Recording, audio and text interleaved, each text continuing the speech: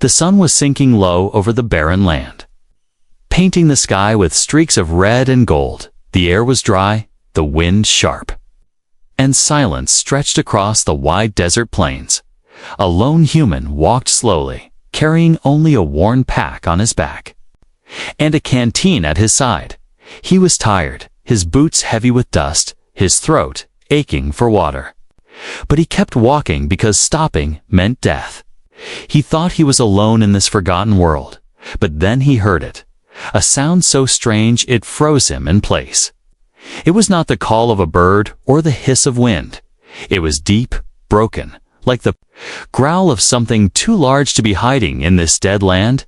His heart quickened. He crouched low, his hand reaching for the old rifle slung across his shoulder. He moved carefully, each step silent. His eyes scanned the horizon until he saw it. A shadow lying still in the distance. The closer he came, the clearer it became. A beast, huge and terrifying. Its body was covered in thick scales, its chest rising and falling with great effort. It was alive, but barely. Blood, dark and strange, seeped into the sand beneath it. The human's first thought was to turn back. Every instinct screamed danger. A dying beast was still a beast. It could lash out and kill him before he could breathe, yet he did not turn away. Something about its eyes stopped him. They were not filled with rage, they were filled with fear and pain.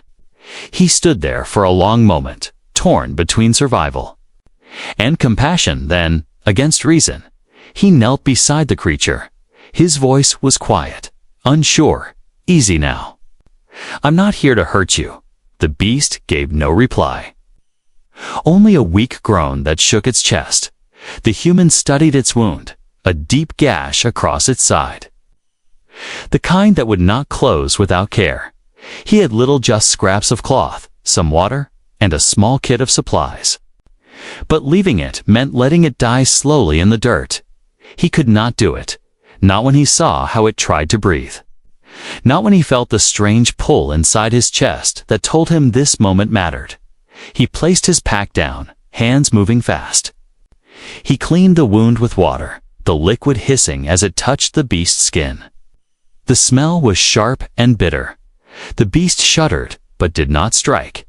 Its great head tilted slightly, its golden eyes following his every move. He whispered, "Again, stay with me. Just stay." The night crept in as he worked. The stars began to shine above, cold and bright. He built a small fire nearby, both for light and to keep away whatever else roamed the dark. But the sound of other creatures began to rise, distant. Howls carried by the wind. He knew predators had already caught the scent of blood. Fear clawed at him. He could leave now, escape into the night before they came. But every time he looked at the beast, weak and broken, he could not take a step. Away it had trusted him, he realized. It had allowed him close when it could have ended him. That meant something, something he could not explain. The beast's breathing slowed, its eyes half closed. The human sat beside it, gripping his rifle tightly while listening to the howls. "Grow nearer. If they come, I'll fight," he muttered under his breath. Though his hands trembled, he was only one man with little strength left. But if fate had brought him here, then maybe this was where he was meant to stand. Hours passed. The fire flickered low. The predators did not appear, only their voices circling the dark. At last the beast shifted, its massive body trembling. The human thought it would die there in the sand. But instead, its skin began to shimmer faintly in the firelight. A glow, faint but real, spread across its scales. The human's eyes widened. He had never seen anything like it. He reached out, almost without thinking. His hand touched the beast's rough skin. And at that very instant, the ground itself seemed to hum. A vibration passed through him, deep and electric. He pulled back in shock, staring at the strange light that now pulsed beneath the creature's wounds. His heart pounded as questions filled his mind. What was this beast? What had he truly saved? The desert night was silent once more. But within that silence, the human knew his journey had just taken a turn he could never escape. The night deepened over the barren desert. The stars glowed sharp above, casting silver light across the land. The human sat close to the fire, his back aching, his eyes heavy. But he did not dare close them. Beside him, the great beast lay trembling. Its body faintly glowing beneath the wound, he could still feel the strange hum in his bones from when he touched its skin. He whispered to himself, "What are you? Why am I even doing this?" His voice faded into the crackle of the fire. He knew he should leave. He knew staying meant danger. Yet when he looked at the creature's heavy breaths, its pain clear in every rise and fall, he could not walk away. The howls of predators echoed again across the night. Closer now, the human's grip tightened on his rifle. His fire was small, and the smell of blood was strong. If they came, he would not survive long, but he could not abandon the beast. He dragged himself to his feet and began gathering more wood. His legs felt weak, but he worked quickly, feeding the flames higher when he returned to the beast. Its eyes were open again, watching him with strange awareness. Golden light flickered. In its gaze, the human crouched beside it. "I don't know if you can understand me," he said quietly, "but you need to hold on just a little longer." He tore strips of cloth from his own shirt, pressing them against the wound. The beast shuddered but did not strike him. Its massive head lowered, resting near his side as though it found comfort in his presence. The closeness unsettled him, and yet he felt a strange calm settle in his chest. Hours dragged by. The human spoke softly to the creature, telling it stories from his home, from the battles he had survived. He did not know why, perhaps to keep himself awake, perhaps to keep the beast anchored to life. He said, "Back where I come from, they'd call me a fool for doing this, but maybe being a fool is better than being heartless." At one point, the beast groaned, its whole body twitching violently. The glow beneath its skin flared brighter. The human leaped back at first, fear surging through him. But then he saw the light fading again. He realized the glow came and went. With its breath, weak when it faltered, stronger when he comforted it. He pressed his palm against the beast's rough side once more, ignoring his fear. At once the hum returned. Flowing through him like a current, he gasped, but held his hand there. He whispered, "Stay alive, you're not done yet." The fire crackled low again, and his exhaustion grew heavy. His body screamed for rest. His throat was dry, his stomach empty. Still he remained, fighting his own weakness, guarding the creature through the long night. He knew dawn was still hours away, but it felt like years. Suddenly, the sound of shifting sand reached his ears. His heart leaped. He turned sharply, rifle raised. In the shadows, he saw movement ties, glowing faintly in the dark, predators circling. The smell of blood had brought them near. He fired a warning shot. The rifle's thunder rolling across the desert, the eyes vanished into the dark. But he knew they had not gone far. He could feel them waiting. Watching, his chest tightened. "If they charge, I can't stop them all," he muttered. Fear gnawed at him, but he did not back away from the beast. The night dragged on. And finally, the first pale light of dawn touched the horizon. The predators faded with the dark, leaving silence once more. The human's shoulders slumped in relief, but only for a moment. The beast had grown still. Too still, he rushed to its side, fear spiking through him. "Come on, don't you give up now," he urged. Pressing both hands against its side, the glow flickered weakly, almost gone. He closed his eyes, his voice breaking. "I didn't save you just to lose you. Do you hear me?" Then, something happened. The beast's skin rippled like water. Scales shifting and cracking, a faint light pushed through the gaps, growing brighter by the second. The human stumbled back in shock. His rifle clattered to the ground. The body before him was changing. The massive beast was breaking apart, scales falling away like shattered stone. Beneath the collapsing shell, a smaller figure emerged, delicate, fragile, glowing with soft light. The human's breath caught. He blinked, unable to believe his eyes. Lying where the beast had been was not a monster, but a girl. Her skin shimmered faintly, her hair long and tangled, her body weak and trembling.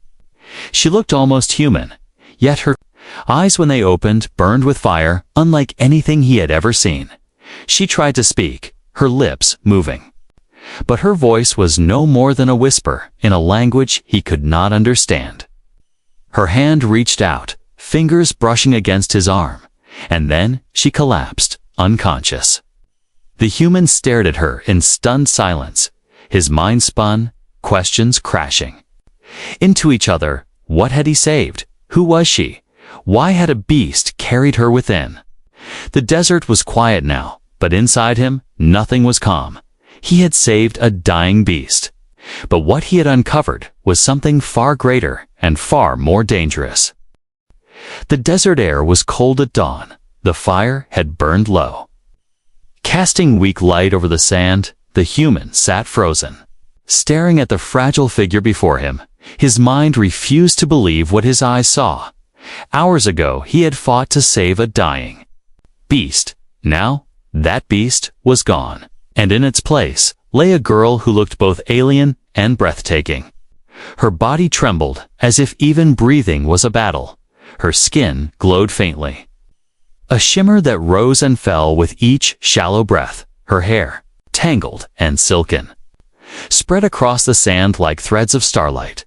She looked weak, fragile enough that the smallest breeze might carry her away. Yet when he looked into her half-open eyes, he felt something powerful stir inside him.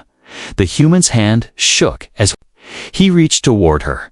He wanted to be sure she was real, not a dream from exhaustion. His fingertips brushed her cheek, warm to the touch, softer than anything he had ever felt. At that moment, the same strange hum returned, flowing from her skin into his bones. It was the same energy he had felt from the beast, but now stronger, sharper, alive. The girl flinched, her body tensing, her lips parted, and a faint voice slipped out in a language he did not know. It was soft, melodic, like the sound of water running over stone. The words carried pain and fear, but also something that made his heart ache with sympathy. He whispered back, "I don't understand you, but you're safe." Her hand, trembling, rose weakly. Her fingers brushed his wrist, and in that instant, an image flashed in his mind. He saw a world unlike his own, tall spires of crystal, skies filled with light, creatures unlike any on earth. He gasped, pulling back, staring at her in disbelief. "What are you?" he whispered, his voice cracked with awe. But the girl had already fallen back into unconsciousness, her body limp once more.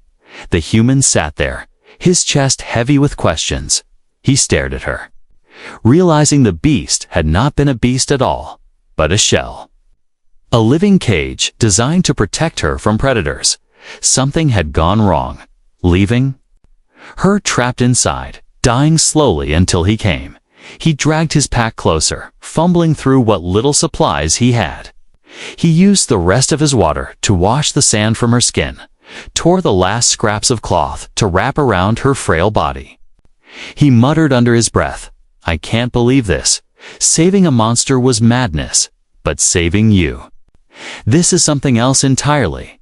The morning stretched on, the sun rising higher. The predators had vanished, but the desert still felt dangerous. He knew he couldn't stay here, not with her so weak. If more hunters came, or if the desert sun grew too strong, neither of them would survive. He had to move carefully. He lifted her into his arms. She was lighter than he expected, her body fragile like glass. Yet even in weakness, she clung to him faintly, her fingers curling into his shirt. That small act sent a surge through his chest. A feeling he could not explain. Step by step, he carried her across the sand.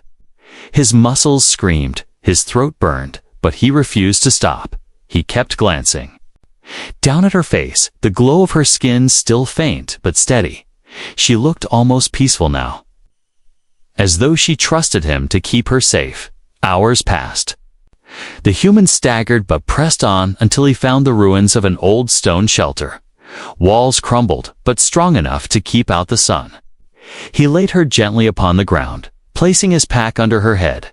His breath came heavy, but relief washed over him. For now, they had a place to rest, as he sat beside her. Exhaustion weighed on him, but his thoughts refused to rest. Who was she? Why had she been inside that monstrous shell? Why did touching her show him visions of a world beyond his understanding? He ran a hand over his face, muttering, "This is bigger than me. Way bigger." The girl stirred again, her eyes flickering open. This time, her gaze locked onto his. With surprising strength, she spoke again, the same melodic language. But then she pressed her hand against her chest. "Alira," she whispered. Her voice was soft, broken, but clear. The human blinked. He realized she was telling him her name. "Alira," he repeated. The sound felt strange on his tongue. But her lips curved faintly, almost like a smile, for a moment. The fear and strangeness faded, replaced by something warmer. She tried to speak more, but her strength failed her. Her body shivered violently, and her glow dimmed. The human panicked, grabbing her hand. "No, stay with me," he begged. His voice was raw. His touch made the hum return, faint but steady. Slowly, her trembling eased. He held her hand through the long silence, his mind racing. He had come here seeking only survival, yet now he found himself bound to something far greater. He had saved a dying beast, but uncovered a secret that could change everything. And deep inside, he knew this was only the beginning. The ruined shelter was quiet. The walls of cracked stone kept the heat of the desert sun away. And inside, the human sat close to the strange girl he had carried. Her name still echoed in his mind, Alira. She had spoken it with weak breath, and though he barely understood her, it was enough to make her feel real. For hours, he tended to her, giving her the last of his water. He cleaned the cuts on her arms, covered her with scraps of cloth. Every time he touched her, that same faint hum filled his bones. It was as if their bodies shared some strange connection he could not explain. At last, she stirred again.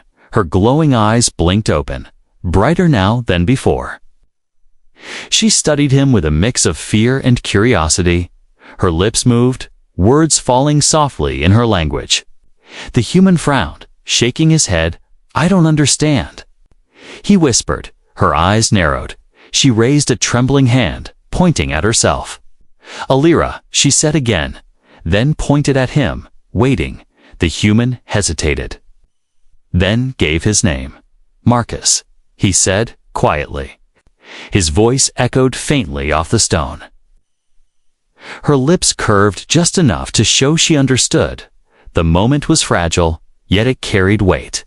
She began to gesture, her voice weaving sounds he didn't know, but her hands told part of the story. She mimed, breaking free, clutching her chest, then pointed outward to the desert sky. He watched closely, piecing it together. Finally, after many tries, he understood she had been trapped inside the beast shell, and he was the one who had freed her. His chest tightened, so the monster. "It wasn't really you," he said softly, though he knew she couldn't understand still. The way her eyes softened told him he was right. Alira pressed her palm against her chest again. Her glow brightened faintly. She whispered words in her language, and though Marcus could not translate, he felt the weight of them. She was saying she owed him her life. But then her expression shifted. Fear crossed her face. She grabbed his wrist with surprising strength, shaking her head quickly. Her voice rose fast and urgent. She pointed to the desert, to the horizon. Her body trembled as she spoke. Marcus frowned. "What is it?" he asked. "Ate." But he didn't need her words. He understood the meaning in her fear. Whoever or whatever had hurt her would be coming. She looked into his eyes. Her voice soft but steady now. She touched his chest. Then her own, she spoke slowly, as if choosing words carefully. "Belong." "You." Marcus froze. His breath caught. Had she just said she belonged to him? He shook his head. "No." "I don't own you," he muttered, his voice low. But she only repeated the gesture, her eyes fierce. Her hand over her chest, he realized. It wasn't about ownership. It was about her people's law. Something told him her kind bound themselves to those who saved them. Whether he liked it or not, she had tied herself to him. The weight of that truth pressed hard on his chest. He leaned back against the stone wall, running a hand over his face. "What have I gotten myself into?" he whispered. He had come to this desert only to survive. Now he was bound to a girl from a world beyond his understanding. Outside, the wind howled, carrying with it faint sounds. Marcus stiffened. He thought it was just the wind. But Alira's body tensed too. Her glow flickered. And she whispered something sharp, urgent. She pressed closer to him, eyes wide with fear. Marcus gripped his rifle. Creeping to the edge of the shelter, he peered out into the harsh light. The desert stretched endless. But in the distance, figures moved. Not beasts this time, but men. Armored and armed, his chest tightened. "Hunters," he muttered. The way they scanned the land told him they were searching for something, and he had no doubt what it was. They were after her. Alira's hand found his sleeve, pulling him back. Her eyes pleaded with him. She whispered fast, shaking her head. It was clear she didn't want him to fight. She didn't want him to risk his life for her. But Marcus looked at her. At the fragile girl who had once been a beast. At the trust in her glowing eyes. He shook his head firmly. "I didn't save you just to hand you over," he said. Even though she couldn't understand his words, his voice carried the truth. Anyway, he checked his weapon, his heart pounding. He was only one man, tired and wounded, but he had already made his choice. He would protect her, no matter what came from the desert. Alira whispered his name softly. Marcus, her voice carried fear, but also something warmer. Something that made his heart steady. Outside, the hunters grew closer, their shadows stretching across the sands. The air grew heavy with the promise of battle. Marcus took his place at the broken wall of the shelter, his rifle steady. His voice was a whisper. "If they want you, they'll have to go through me, and behind." Alira pressed her hand to her chest, her glow rising, as though preparing to fight beside him. The desert wind carried the sound of boots crunching against the sand. Marcus crouched low behind the broken stone wall, his rifle gripped tightly in his hands. Alira sat just behind him. Her glow faint, her breath quick, her eyes locked on. The shapes moving in the distance, the hunters came closer. 5 figures at first, then more. Their armor reflected the sun, their weapons long and sharp. Their steps were slow but certain. They were tracking something, and Marcus knew exactly. What? His jaw tightened. He glanced back at Alira. She clutched his sleeve, shaking her head desperately. She whispered something soft and quick in her strange tongue. Her eyes pleaded with Himrun, "Don't fight." But Marcus shook his head, his voice low, firm. "I can't leave you." He didn't know if she understood the words, but she understood his tone. The hunters stopped only a few dozen steps away. One of them raised a scanner, sweeping it across the ruins. The machine gave a sharp hum, and Marcus knew they had been found. Alira pressed her glowing hand against his arm, whispering his name, Marcus. Her voice shook. He turned toward her and saw Ferran trust in her eyes. That was enough to steady him. The hunters spread out, weapons ready. Marcus took a deep breath, then raised his rifle. He fired the first shot. The sound shattered the desert silence. One hunter dropped, the others ducked for cover. Shouts rang out in a language Marcus didn't know. Alira gasped, covering her ears. But she didn't cry out. Instead, she pressed her palm to the ground. The stone beneath her faintly glowed. Marcus saw it from the corner of his eye, but he had no time to ask what she was doing. The hunters returned fire, energy bolts scorching the air. Marcus ducked low, the stone wall cracking under the blast. His heart pounded. He couldn't fight them all, not in the open. He grabbed Alira's hand, pulling her close. "We need to move," he said, even though she didn't understand. She looked at him once, then nodded, as if she trusted his instincts more than her fear. He pulled her to her feet, her body weak but moving. Together, they slipped through the broken shelter and into the open desert. The hunters shouted when they saw movement. Bolts of energy cut through the sand. Marcus ran, pulling Alira with him. The desert stretched endless, but his legs pushed harder than ever. His lungs burned, his body ached, but the thought of leaving her behind was worse than death. Behind them, the hunters gave chase. Their armored boots thundered, their weapons firing again and again. Alira stumbled once, nearly falling. But Marcus caught her, throwing her arm around his shoulder. "Come on, stay with me," he begged. His voice cracked. But he kept moving. The dunes rose high, the sun beating down mercilessly. Marcus's vision blurred. But every time he faltered, Alira's faint glow reminded him why he couldn't stop. A shot struck the sand beside them, spraying dust into the air. Marcus ducked, pulling Alira down with him. They crawled into a shallow dip between dunes, catching their breath. His rifle shook in his hands. He had only a few rounds left. Alira pressed her glowing hand to his chest. Her touch hummed through him. Calming his fear, she whispered something soft, almost like a prayer. For a moment, Marcus felt stronger, as though her glow poured strength into him. The hunters spread across the ridge. Scanning the sands, one of them spotted movement and raised a shout. They were closing in. Marcus clenched his jaw. "We can't outrun them like this," he muttered. He turned to Alira. "Do you have anything? Anything at all?" He didn't know why he asked. She didn't speak his language. Yet she seemed to understand. Her eyes glowed brighter. She pressed both hands to the ground. The sand quivered.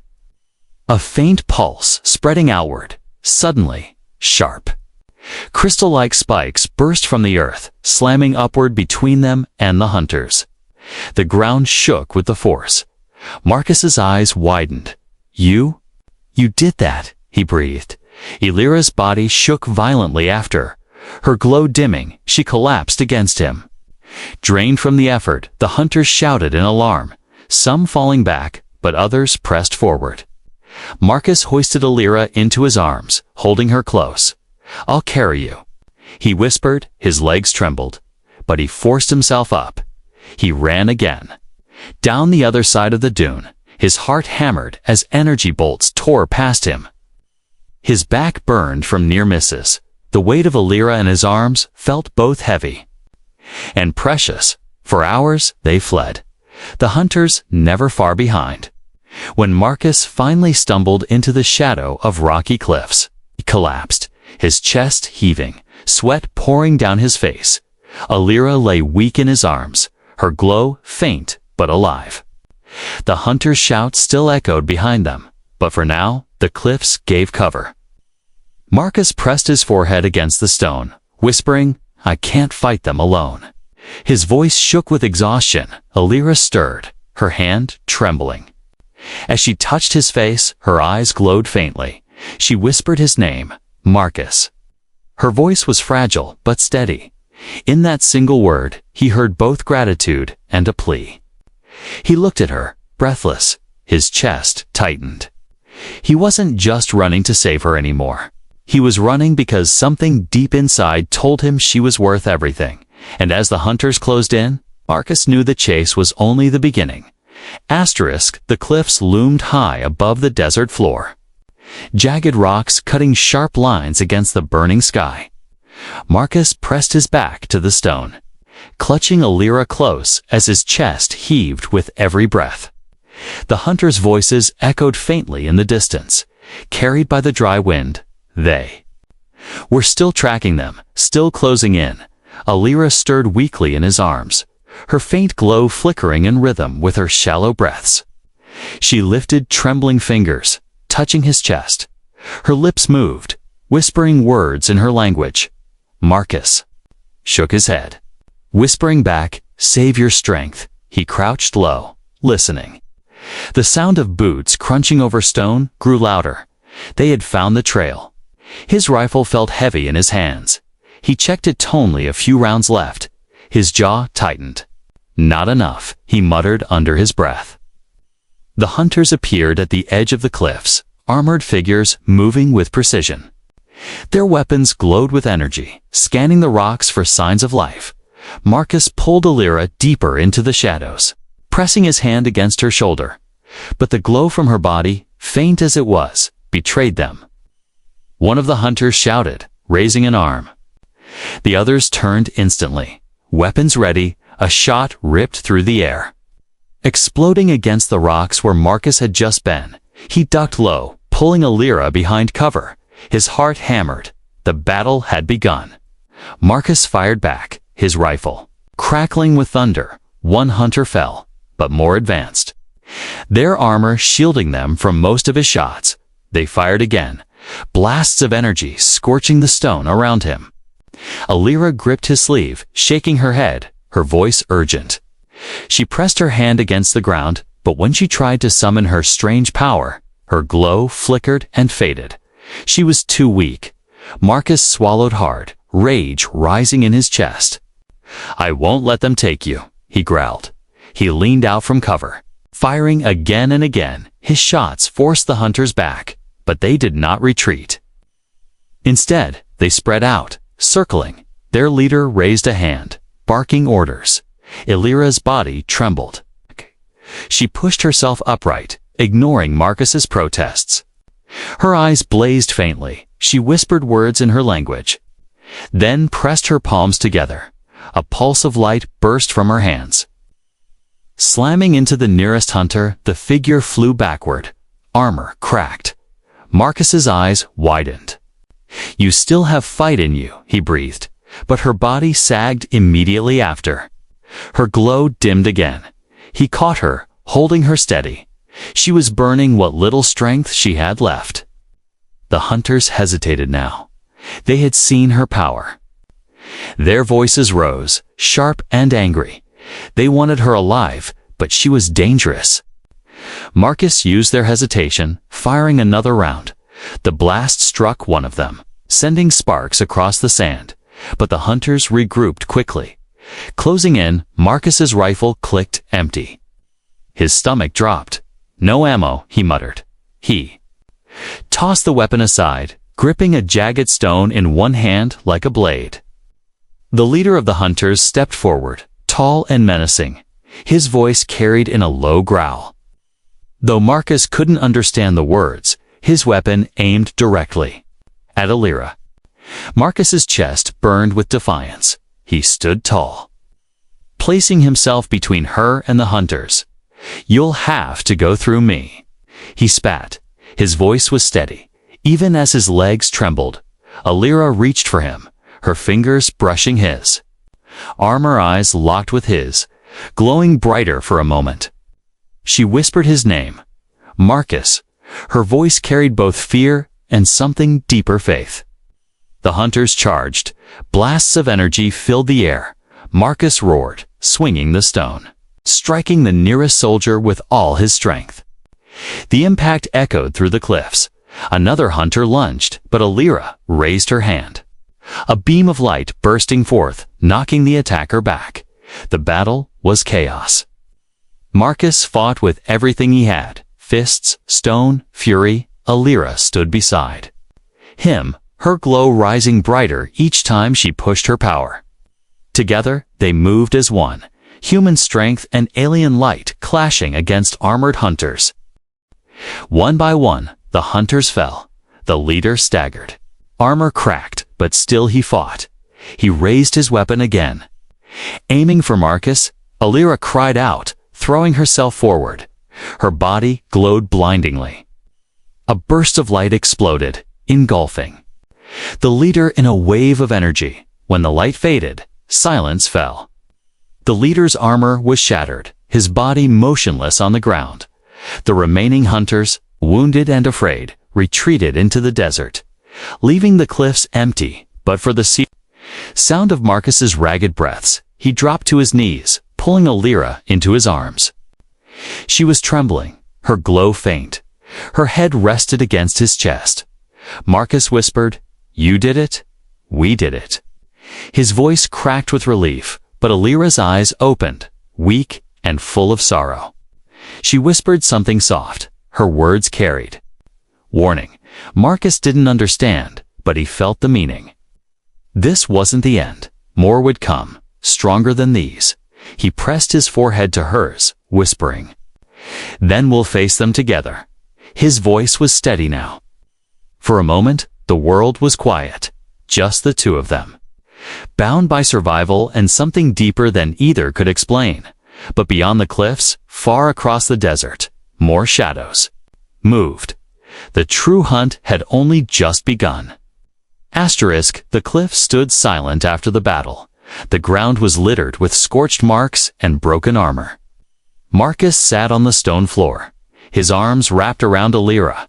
Her glow was faint now, her breaths shallow but steady. He pressed his forehead to hers, whispering softly, "We're alive." Somehow, the desert wind whistled through the rocks, carrying away the smell of burned metal. Marcus's body ached, every muscle screaming with exhaustion. His knuckles were raw, his chest bruised. But none of that mattered. Alira was alive. And that truth steadied his heart. She stirred faintly, her golden eyes opening. They flickered with weakness, yet when they found him, they softened. She whispered his name, "Marcus?" Her hand rose shakily. Touching his face, he caught it gently, pressing her palm to his cheek. "I'm here," he answered. For a long while they stayed like that, two souls who should never have met. Yet, bound by fate and battle, the silence between them was not empty. It was filled with something unspoken: trust, gratitude, and the beginning of something even deeper. But the moment could not last. In the distance, faint shadows moved on the horizon. Marcus's sharp eyes caught them. More hunters, or worse. He clenched his jaw. "They'll never stop." "Will they?" he muttered. Alira's eyes lowered. She whispered in her tongue, words Marcus could not understand, but her tone was clear. She knew the same truth. Her kind was hunted, and by saving her, he had painted a target on himself as well. He pulled her closer, determination burning through his exhaustion. "Then let them come," he said, his voice steady. "I won't let anyone take you. Not while I'm breathing." Her glow pulsed faintly. As if answering his vow, she pressed her hand against his chest. Her lips moved slowly, carefully. She spoke words in broken human speech, her accent heavy, but the meaning clear. "Bond." "With you," Marcus's breath caught, his eyes widened. "Bond," he repeated. She nodded weakly, her glow brightening just enough to show she meant it. He swallowed hard, his chest heavy. He wasn't sure what her people's bond meant not fully, but he knew it wasn't just words. It was something sacred, something final. And yet, looking into her eyes, seeing the trust there, he couldn't deny it. He nodded slowly. "Then we're bonded." "Duh," he said quietly, his voice carried no hesitation. Alira's lips curved faintly, the ghost of a smile. For a moment, the fear in her eyes faded, replaced with peace. As the sun dipped low again, painting the sky with fire, Marcus knew their fight was not over.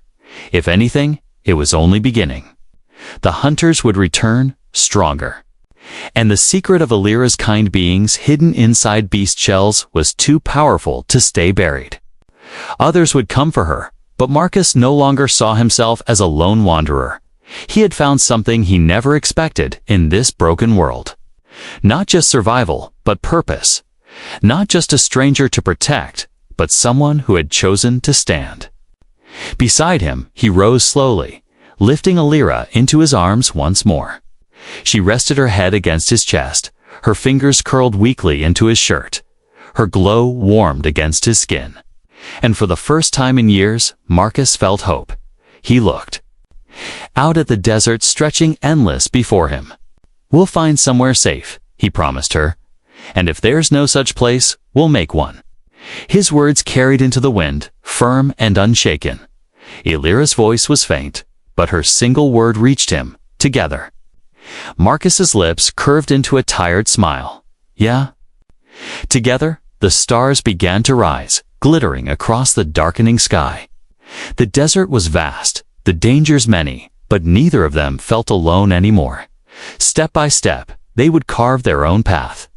Bound not by chance, but by choice, yet far. Beyond the dunes, hidden in the shadows, another figure watched, cloaked in darkness.